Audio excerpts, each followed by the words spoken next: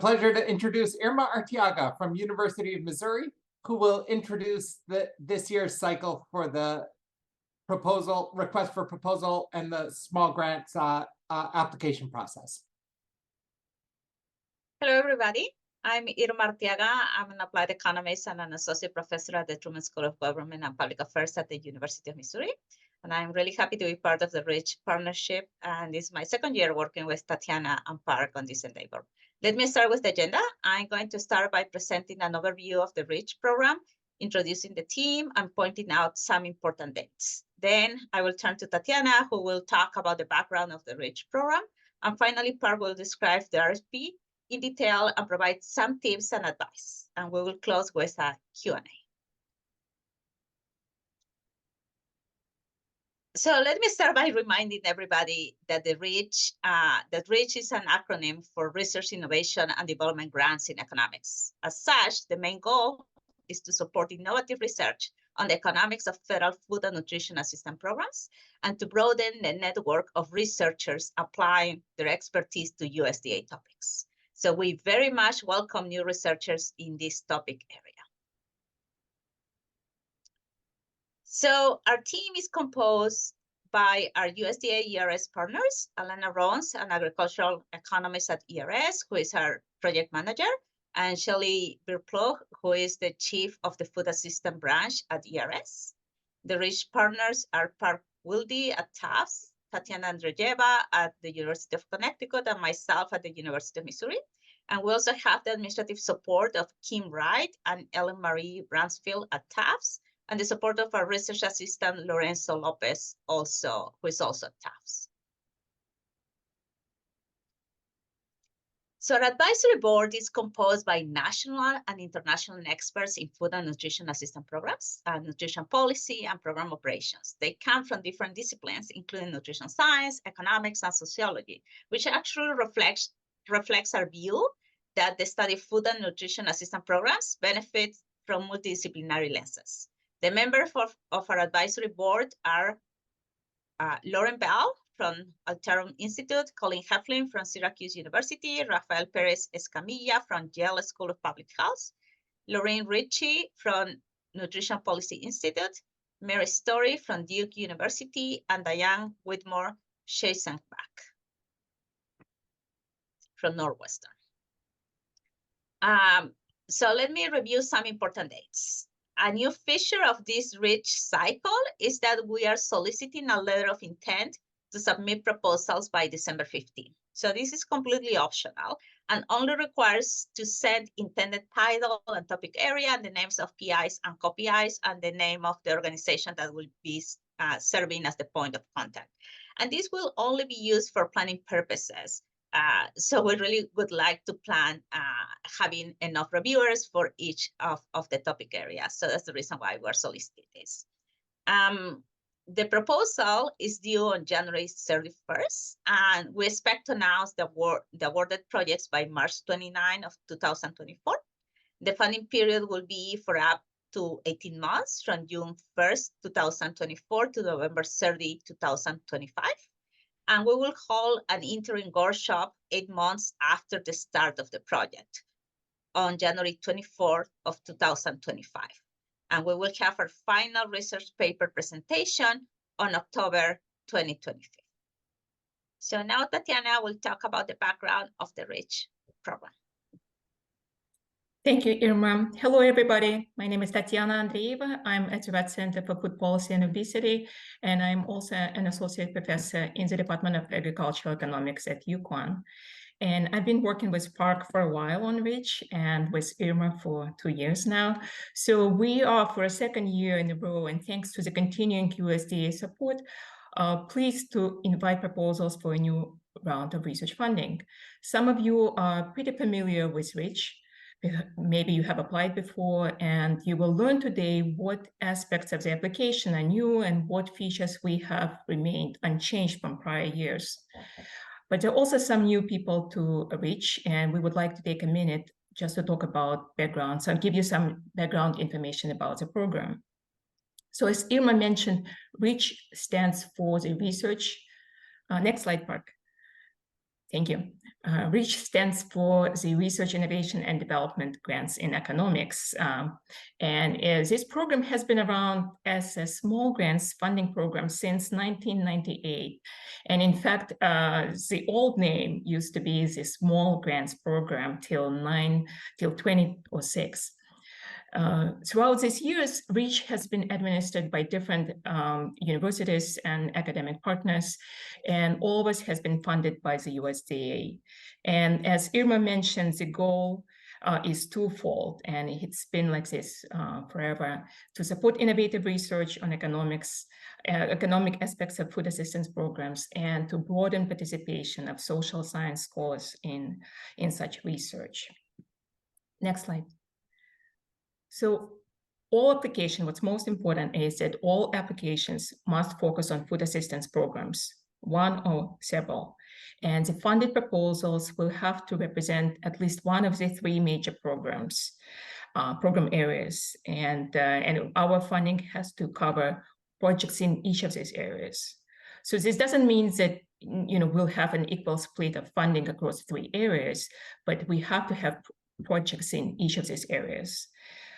Historically, we had more submissions targeting SNAP, which is understandable given that this is the biggest food assistance program.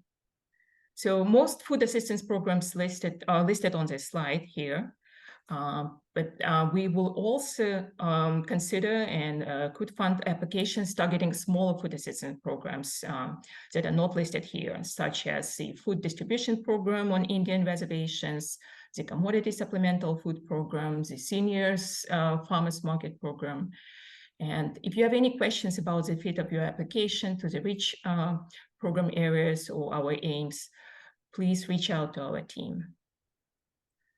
So next, we are encouraging applicants to propose studies that respond to research priorities and topics of interest to the USDA. We support a renewed focus on economic aspects of federal food assistance programs. Examples of this aspect we provide in the RFP, and they are not limited to some examples such as prices, financial incentives, costs, changes in benefits, and benefit redemption. We give several suggested topics in the RFP that follow the pillars of the, based on the scope of the White House Conference on Hunger, Nutrition, and Health that was held last year, as well as the USDA priorities, such as reducing barriers to food assistance programs and directing USDA programs to those who need them most. Next, Park, I think you have types of awards. Great. So we have two sizes of awards. The full-size awards can be up to $75,000, but you're not obliged to apply for the full amount. You're welcome to apply for whatever amount you think makes your proposal most competitive and is most suitable to the scale of the project that you're proposing. We have dissertation and postdoctoral fellowship awards for up to $25,000 that support pre-doctoral students and also postdoctoral researchers or fellows. The key deliverables, what we most hope to get out of this project are your participation in the Final Ridge workshop in October 2025, a research publication that has a claim to policy usefulness, and a short online video accompanying the final manuscript. In truth, this third bullet is not all that high of a burden. I think people have become more accustomed to Zoom participation during the pandemic times. And so think of the first two bullets as being the key deliverables from the project, but we're interested in making it more accessible to a diverse audience through a video presentation also. Our own staff will help to provide the one-page spotlights with a summary of the research that you've written up, and you can see on our website some examples of those one-page spotlights. For the 2024 cycle, the applications have to be from a public or private higher education institution or a nonprofit research organization. The organization needs to be US-based, and the investigators have to have appropriate graduate level education. For the postdoctoral and dissertation awards, for the postdoc award, you have to already hold the PhD at the time of application. And for the dissertation awards, you have to be a doctoral candidate at the time of application. You can imagine we were tempted to have a more permissive date, but we sort of needed to be able to evaluate those expectations at the time of application. The proposal should have a mentor, researcher, dissertation advisor, and some indication of their commitment to the project. We strongly value diversity and inclusion. The partnership wants to reach out to researchers who have been underrepresented in USDA research in the past. It reflects a rich priority to build a network of researchers whose work benefits and reflects all participants in the USDA programs. We also value diversity by region of the country and by discipline background. For our review process, the request for proposals includes the criteria that the proposals are judged by, which is very useful to an applicant. You can sort of read closely how your proposal would appear from the perspective of our peer reviewers and our advisory board that will be reviewing the applications. Research merit gets 35% weight. Overall approach gets 30% weight. Work plan, budget, and cost effectiveness gets 20%, and key personnel gets 15%. And for the personnel part, I should mention, this does not require you to be a senior prestigious person in the field. The key personnel review is focused merely on quality of preparation for successful completion of the project, rather than long experience in the research area in the past. In terms of advice for how to write a competitive proposal, the suggestion is to know in your own mind what is the most notable contribution that you expect to make.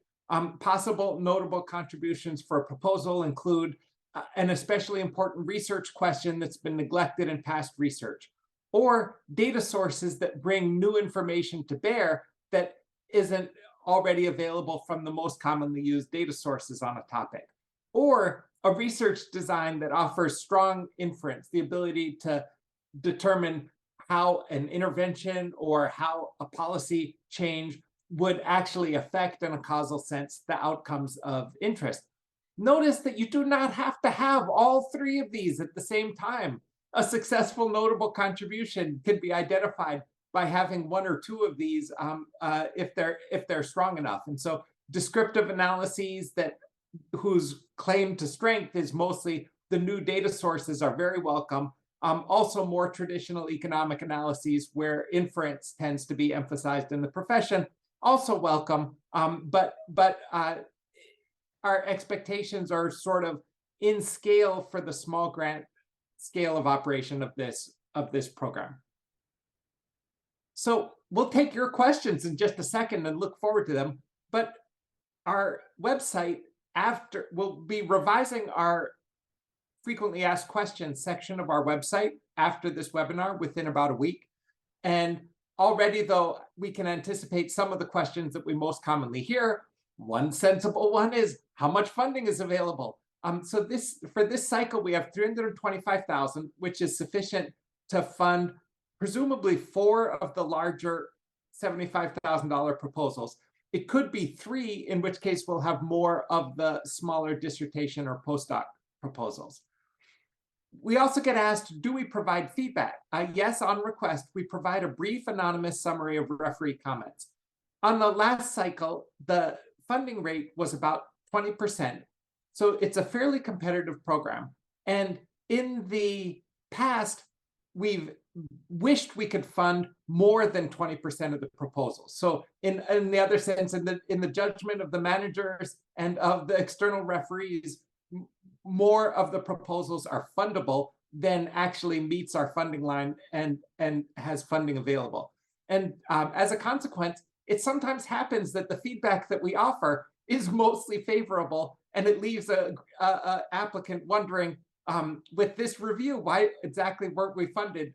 But I think that explaining what's most notable is one of the best ways of having a proposal rise to the top of the list. Can non-economists apply? Yes, strongly welcome. we encourage researchers from all disciplines to apply. You've surely already noticed the word economics in both the title of the program and in a couple key locations of the request for proposals. This means that we, especially from any discipline, want the proposal to show an interest in the economics of federal nutrition assistance programs. This can mean aspects of nutrition assistance research that have some implications for program budgets or program effectiveness. All of that makes it in bounds for this criteria. It is not required that your own PhD be in the field of economics.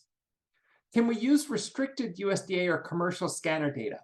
We strongly, in principle, encourage use of novel data sources, but it's another one of the criteria on the list that I reviewed earlier is demonstration of likely feasibility of success. And so we really need some confidence in actually having access to the data that's proposed in a proposal. And for this reason, if you're proposing to use a restricted USDA data source, it is needed for the proposal at the time of proposal to have some discussion in the proposal of why you think you're likely to have access to the restricted data. And actual signed approval of the data access is required at the time of project beginning. So in certain circumstances where we're on the fence about whether the data will really be available, we may make the offer contingent on later being able to show signed approval of access to the data. All right, now is a great time for your questions, and I will stop share. And we look forward to hearing your questions. Maybe Lorenzo's been monitoring the Q&A, and while I get oriented as we pull them up, Lorenzo, I don't know if you want to call out any in particular that stand out as meriting an early response.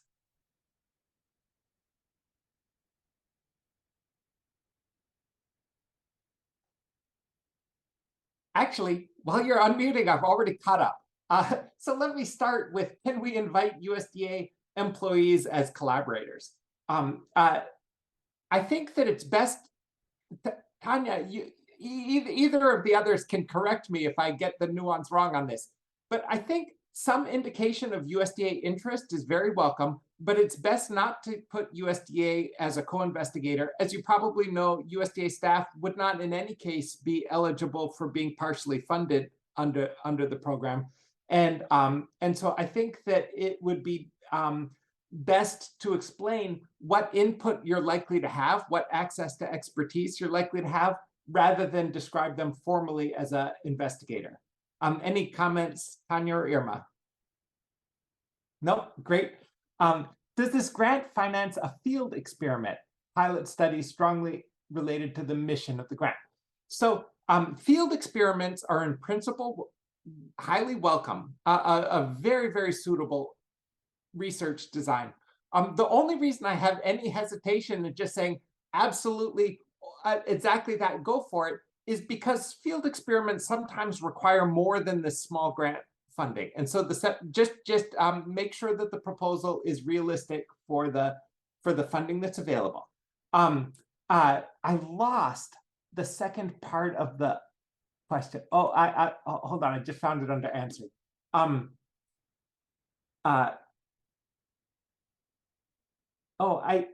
can't quite find it, but there was a second part of that question. Is anyone able to remind me? Lorenzo? No. No, I don't think Park. I think you answered it. Great. Is there a preference for quantitative proposals or projects? I should turn to one of my colleagues. Irma, do you have an answer to this question? And then the rest of us can also offer our input. If there is a preference for a quantitative proposal. Yes. So I will say that no, that in the past we have funded proposals that are qualitative. So it really needs to be tied to the topic areas that are described in the RFP. I think that's my view also, is that we take great interest in qualitative research methods. I feel like the best qualitative research proposals have a sense of collaboration with quantitative research also. So they tend to be aware of the quantitative literature in their introduction section of the proposal, even while proposing that their own value added comes from qualitative research methods.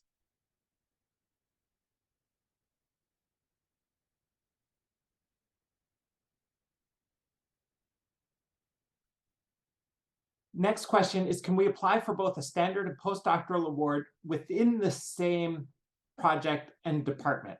And the answer is that there's no formal pre-screening by school. And in the past, it's happened that in a particular year, 2 proposals went to the same university. But for breadth of, I think it ends up being just slightly disadvantageous to have multiple proposals from the same department or research area, just because of the criteria we use in evaluating of having the portfolio as a whole reflect a breadth of regions of the country and breadth of research proposals, but there's no rule against it. Can the dissertation award be used for the salary of the applicant? I think that is suitable and typical use.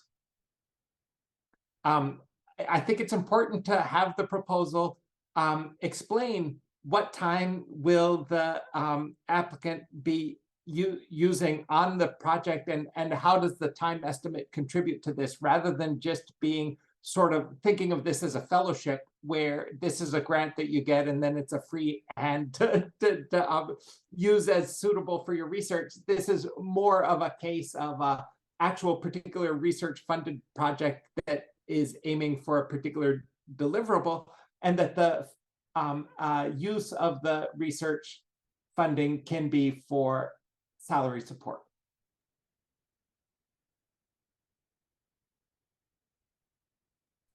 Park, can I add to this question? Yes. That we would also like to make sure that applicants include travel support for the final outcomes conference, which is expected to be in Washington, D.C. or Kansas City. We're not sure yet. Yes, absolutely. You have to include that.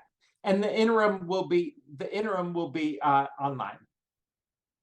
Would you like Tanya to field the SNAP voucher question? Can USDA help us design a SNAP voucher for the field experiment, where we test different food assistance programs, and among them is SNAP vouchers? We just need collaboration with USDA to be able to design the SNAP voucher. That sounds like a complex study outside the scope of this funding. I mean, based on like 1 minute that I got to think about it. What do you think, Mark? It sounds like a big study to me. Right.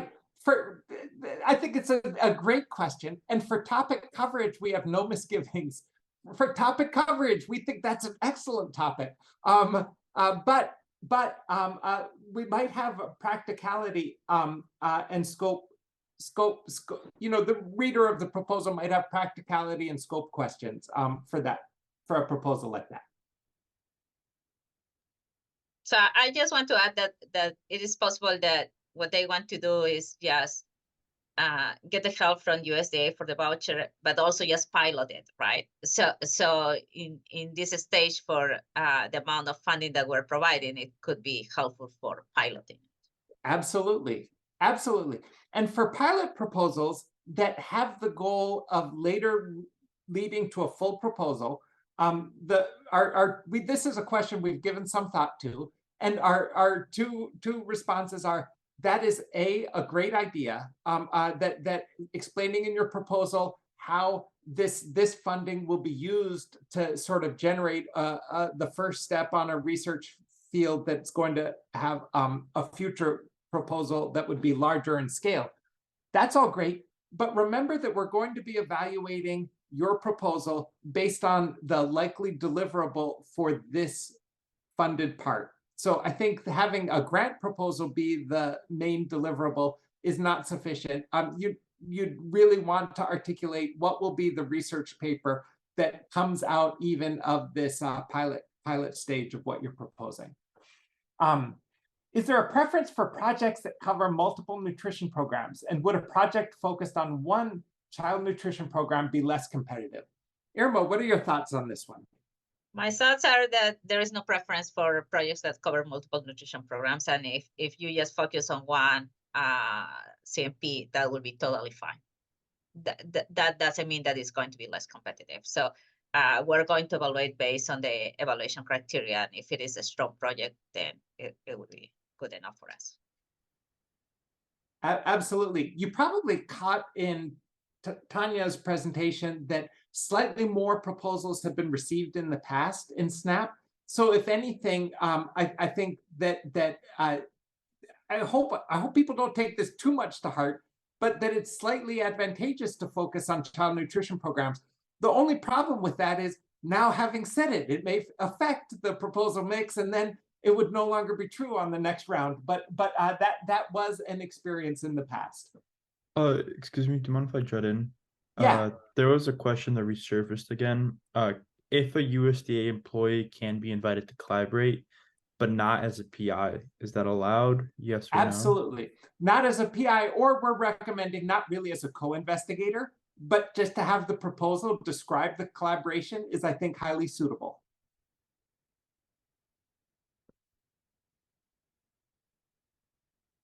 Can we request an office hour to discuss eligibility of a project? And I think my answer is yes. We'll be glad to take a call and schedule a call. You may occasionally find our unwillingness to be too opinionated annoying in such a call, because we tend to have to not betray too much detail about interest in an early project, in a project at an early application stage.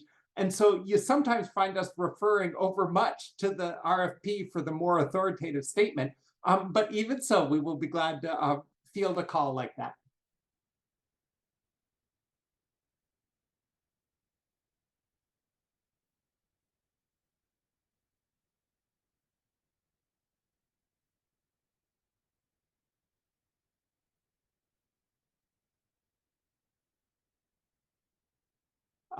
Next question I'd like to take is, does the research proposal have to be tied to nationally based programs, or can it be used for locally based research? Tanya, what are your thoughts on this one?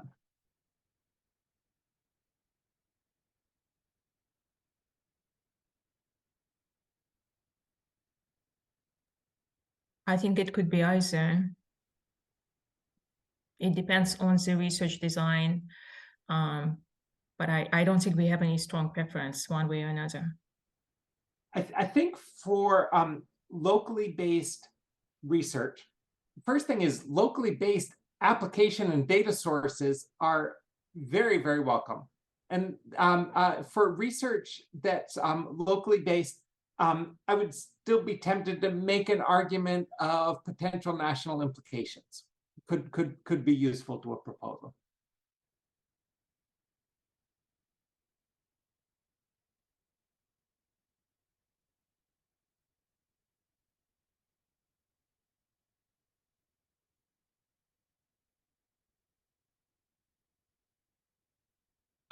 If we are a student in a different discipline, nutrition, for example, does there have to be an economist on the team?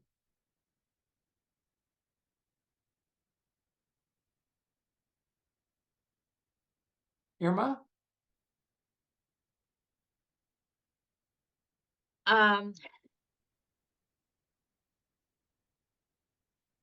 I think that this can go two different ways. We have funded in the previous cycle, we funded the students who were not in the discipline of economics, who were in, I believe, public policy or public affairs school or nutrition school. So we do not require that for the student small grants. We strongly encourage having an economist in the standard grants, though. I agree. I think it's not obligatory. It's not obligatory to have an economist on the team. I think there's lots, nutrition, of course, as a profession ranges all the way from bench science and lab science to social science. I think there's a lot of faculty in universities around the country in the field of nutrition that would provide suitable expertise to be the mentor for a student project that meets the needs to have the proposal have implications for the economics of federal nutrition assistance programs.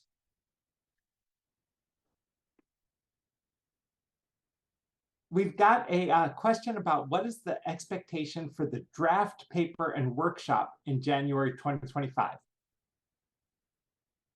Tanya, do you have thoughts on this? It's a tricky one. We would like to see some progress and, to see hopes that you would finish your project by October 2025. Because by October, we expect a complete study that you could present in Washington, D.C. or Kansas City. So in January 2025, we would like to see that you are getting there. As we prepare for this year's interim workshop, which is this coming January for the people that we funded last year. And in passing, let me say that reviewing the people we funded in the past is, of course, great, full of insight into your own proposals. We were thinking to ourselves that if a project had several aims and they didn't have results on all of them, that could still be a very, very successful presentation at the interim meeting. But if the project 6 months in didn't really have any results to report on any of the aims, then we would feel a little like it was just a repetition of the proposal. It would be better to have the timeline already have some completed results by that January date. Can 2 universities collaborate, one lead and one sub? Yeah, we're all nodding. That's been done successfully in the past. Of course, it gives you a little bit of strain on a small budget, but there's absolutely no objection.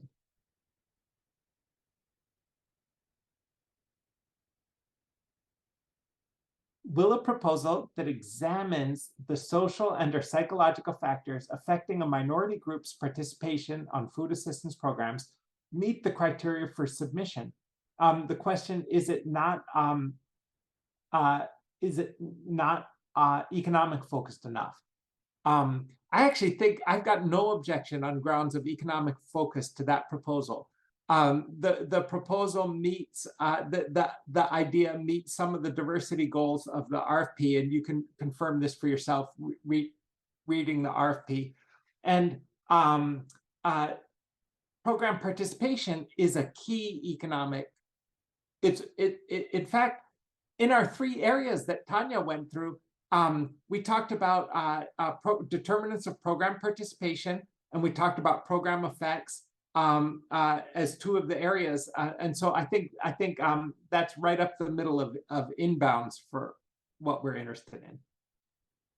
So I just want to add that the third area is equitable access to USDA food and nutrition assistance programs. So, and that seems to be just right on what this person is thinking proposal. We have in the chat Elena, our project officer, Elena Rohn, our wonderful project officer at USDA, points out that ERS really does encourage people to reach out to them with questions about access to proprietary data in connection with proposals for this project. They have some limitations on their own review process because they have agreements with the data providers that stipulate under what circumstances can proprietary data be shared or not shared. And so I think Elena's comment should not be taken as a promise that all such data proposals are going to be feasible, but instead take it as a little more upbeat even than my presentation earlier in this webinar, expressing interest in having people discuss access to the ERS proprietary data. ERS has proprietary data for a couple reasons. It's got confidential data related to administrative data sources that it has access to, but it also has agreement with commercial vendors in some cases for scanner data and for other food purchase purchase data sources.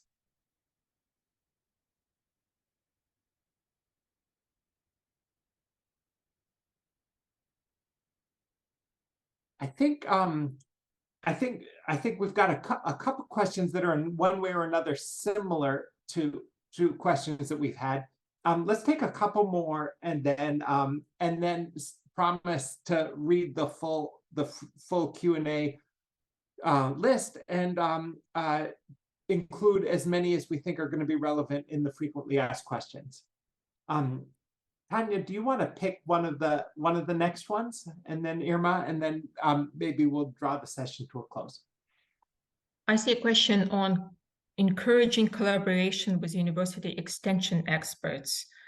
It is definitely allowed. It is not required because I know some NIFA applications requires it. We don't require it. If your funding allows it, we welcome it. Yes. And it sort of shows, it often is useful for showing actual usefulness in the field, which is related to one of the evaluation criteria. Irma, what question will you take? Well, I think that we already answered the first one, so I guess I will take the second one. You mentioned that key personnel gets 15%. Does having top field experimentalists as consultant in the project allow us to meet the key personnel requirement? So definitely you are going to have probably a PI, and this is the person who is asking about this question. So the 15% does not only include consultants, but it also includes the PI and or co-PIs if you have some. So the consultants, if the consultants are adding expertise, that definitely is going to count. But also the PI expertise is going to count there.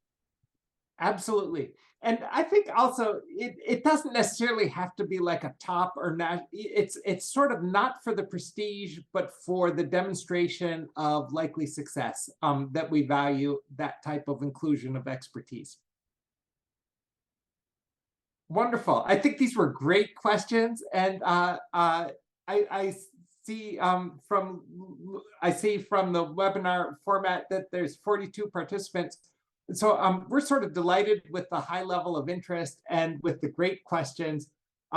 You can reach us by email, for example, if you need any individual conversation, you can reach us by email. I think I can put up the, actually maybe Lorenzo will drop to the chat the project email site and also my own faculty email. Any other final comments, Irma, and then Tanya? Great. No, we look forward to your applications. Yes, we very much look forward to reading these. Thank you so much.